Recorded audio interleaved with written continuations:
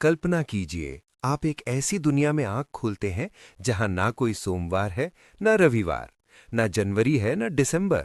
आप किसी से मिलने का वक्त कैसे तय करेंगे? आप अपना जन्मदिन कब मनाएंगे? आज जिस 2026 में हम जी रहे हैं, ये गिनती शुरू हुई थी साल 0001 से। लेकिन क्या समय तभी शुरू हुआ था? बिल्कुल नहीं। साल 0001 से पहले सदियों तक इंसान इस धरती पर था। साम्राज्य बने और मिटे, ऋषियों ने तपस्या की। पर तब तारीख क्या थी? क्या वो लोग जानते थे कि वो बीसी यानी बिफोर क्राइस्ट में जी रहे हैं? आज हम समय के उस पर्दे को उठाएंगे जहां जीरो का कोई वजूद नहीं था। सबसे हैरान करने वाली बात यह है कि इतिहास में ईयर जीरो जैसा कोई साल कभी आया ही नहीं। साल 1 बीसी के तुरंत बाद साल 1 एडी शुरू हो गया। यानी गणित मैथ्स के हिसाब से एक साल का बड़ा गैप रह गया।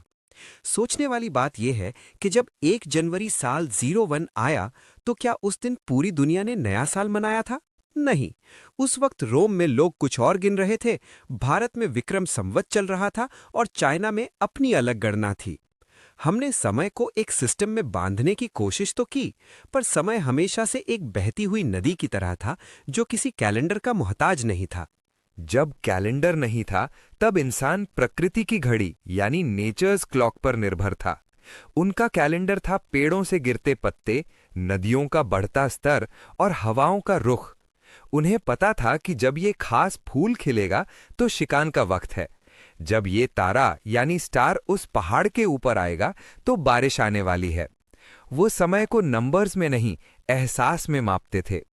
लेकिन जैसे जैसे इंसान ने खेती यानी फार्मिंग शुरू की, उसे सटीक समय यानी प्रिसाइज टाइम की जरूरत पड़ी, क्योंकि अगर फसल गलत मौसम में बोई गई तो पूरी सभ्यता भूखी मर सकती थी। यहीं से जन्म हुआ पहली टाइम मशीन का, जो लोहे की नहीं, पत्थर की थी।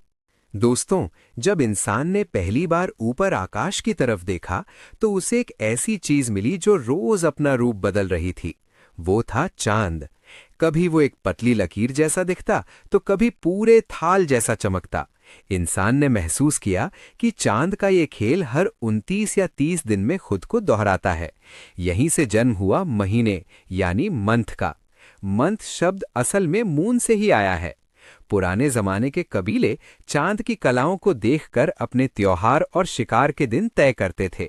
लेकिन एक समस्या थी, चांद की गिनती से साल में सिर्फ 354 दिन ही हो रहे थे। मौसम बदल रहे थे, पर चांद की तारीख वही थी। यहीं से इंसान को समझ आया कि सिर्फ चांद काफी नहीं है। अब इंसान की नजर गई सूरज पर। सूरज जो गर्मी देता था, जो फसलों को उगाता था। लोगों ने देखा कि सूरज का रुख हर साल बदलता है। एक वक्त ऐसा आता जब दिन बहुत बड़े हो जाते और एक वक्त जब रातें लंबी हो जाती। इंसान ने पत्थरों और शैडो परछाई की मदद से सूरज को मापना शुरू किया। उन्हें पता चला कि सूरज का एक पूरा चक्र 365 दिन का होता है। ये थी असली सोलर क्लॉक।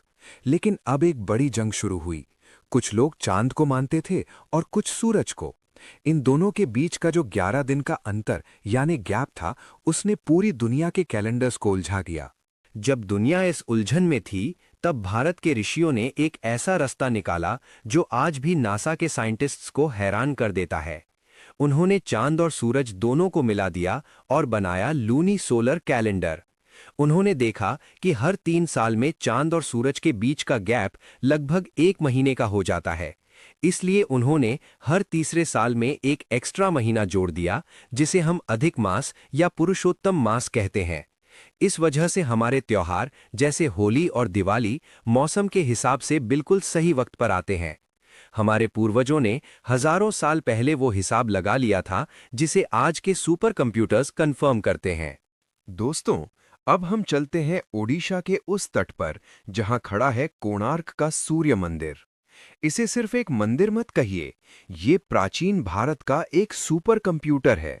इस मंदिर को एक रथ यानी चैरियट की तरह बनाया गया है, जिसे 7 घोड़े खींचते हैं। ये 7 घोड़े हफ्ते के 7 दिनों का प्रतीक हैं। लेकिन असली जादू है इसके 24 पहियों यानी व्हील्स में।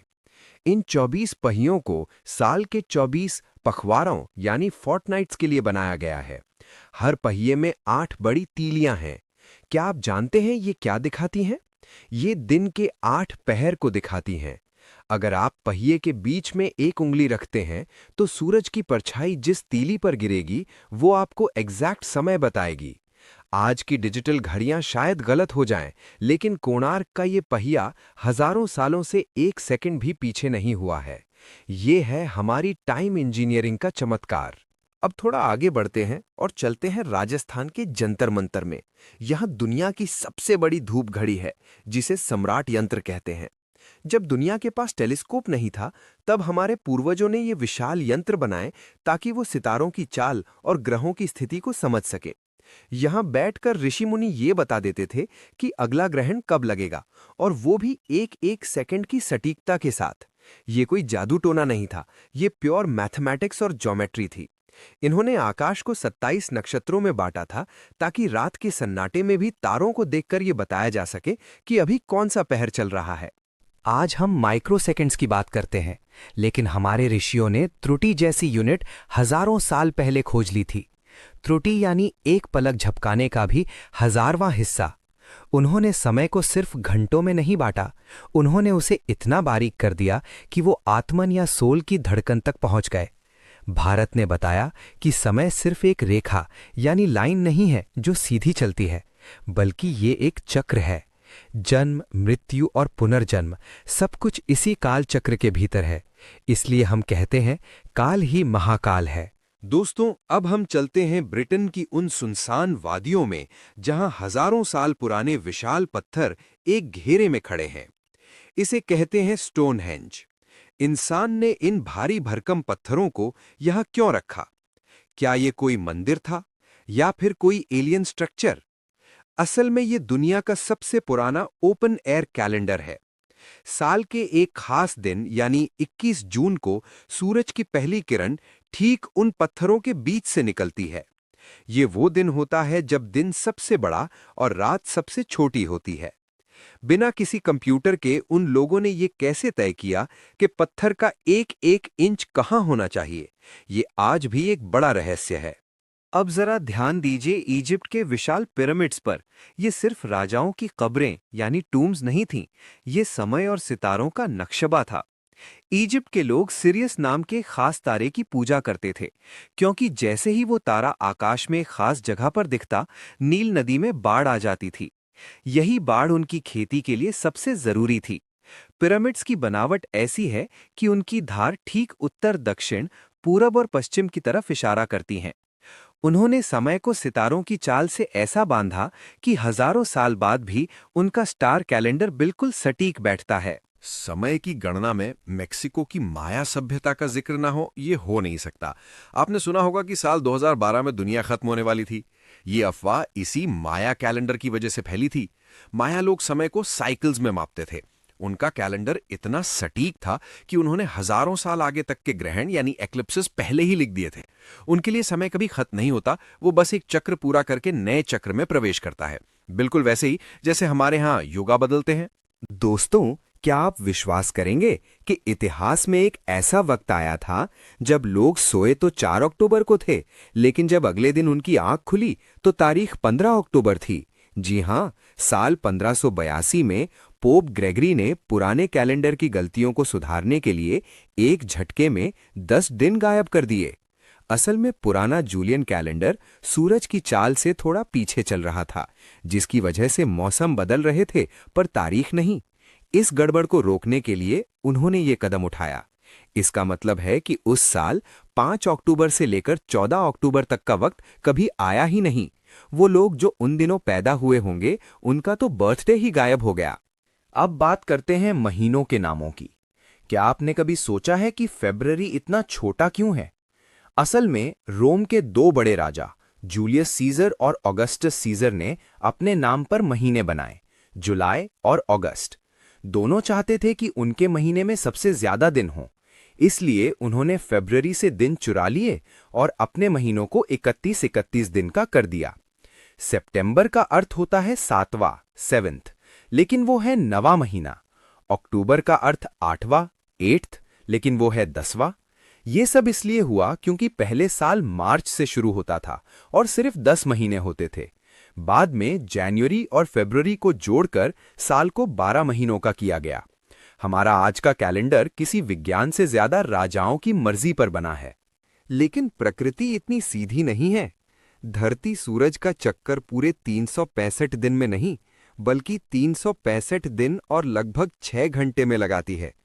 इन्हीं 6-6 घंटों को जोड़कर हर 4 साल में एक लीप ईयर बनता है, जिसमें एक एक्स्ट्रा दिन फरवरी में जोड़ा जाता है। अगर हम ऐसा ना करें तो धीरे धीरे हमारी गर्मी की छुट्टियां सर्दी में आने लगेंगी। समय को बांधना इतना आसान नहीं है, वो हमेशा हमसे 2 कदम आगे रहता है। दोस्तों, आज हमने समझा कि समय सिर्फ एक डेट या कैलेंडर नहीं है। पश्चिम के लोग सोचते हैं कि समय एक सीधी लकीर है जो शुरू हुई और एक दिन खत्म हो जाएगी, लेकिन हमारे भारत के ऋषियों ने कहा था कि समय एक चक्र है। जैसे मौसम बदलते हैं, सर्दी के बाद गर्मी और फिर बारिश, वैसे ही समय भी खुद को दोहराता है। सत्य युग से लेकर कली युग तक और फिर दोबारा सत्य युग। हम सोचते हैं कि हम समय को माप रहे हैं, लेकिन सच तो ये है कि समय हमें माप रहा है। हम इस अनंत समय के समुद्र में सिर्फ एक छोटी सी बूंद है। आज हमारे पास डिजिटल घड़ियां हैं, स्मार्ट वॉचेस हैं, जो हमें हर सेकंड का हिसाब देती हैं। पर क्या हम वाकई समय को जी रहे हैं? पहले लोग सूरज की पहली किरण के साथ जागते थे और चांद की रोशनी में सोते थे, प्रोडक्टिव थे। आज हमने समय को कैद तो कर लिया है, पर हम खुद उसके गुलाम बन गए हैं। 1 जनवरी साल 01 बस एक तारीख थी, लेकिन समय उससे करोड़ों साल पहले भी चल रहा था और उसके करोड़ों साल बाद भी चलता रहेगा। सितारों की चाल नहीं बदली, धरती की रफ्तार नहीं बदली, बदली है तो सिर्फ हमारी सोच। हमने समय को कागज पर तो लिख लिया, पर उसकी रूह, सोल को भूल गए। तो दोस्तों, अगली बार जब आप 1 जनवरी को नया साल मनाएं या अपनी घड़ी में वक्त देखें, तो एक पल के लिए ठहरिए। सोचिए कि आप इस महान ब्रह्मांड की उस घड़ी का हिस्सा हैं जिसका न कोई आदि स्टार्ट है और न कोई अंत। अपना हर पल ऐसे जिएं जैसे वही सबसे बड़ा त्योहार हो, क्योंकि समय किसी का इंतजार नहीं करता, लेकिन जो समय का सम्मान करता है, इतिहास उसे हमेशा याद रखता है। अगर आपको समय का ये सफर पसंद आया तो इसे अपने दोस्तों के साथ जरूर शेयर करें। कमेंट में लिखिए, काल ही महाकाल है। धन्यवाद। मिलते हैं अगले रहस्यमयी सफर में।